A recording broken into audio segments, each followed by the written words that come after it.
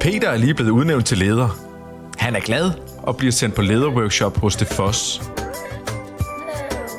Peter glæder sig meget til at komme i gang med sin nye hverdag. Som leder skal du kunne guide og hjælpe dine medarbejdere. Ofte kan du løse de daglige udfordringer på egen hånd. Men nogle gange vil du stå i en situation, hvor du bliver i tvivl om, hvordan udfordringer håndteres bedst muligt.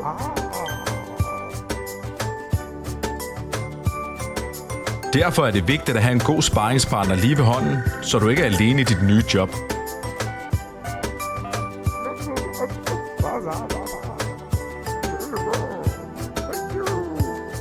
Hos DeFoss fylder vi den nye leders værktøj i værktøjskassen. Og når hverdagens udfordringer opstår, er vi kun et telefonopkald væk, klar til sparring og rådgivning.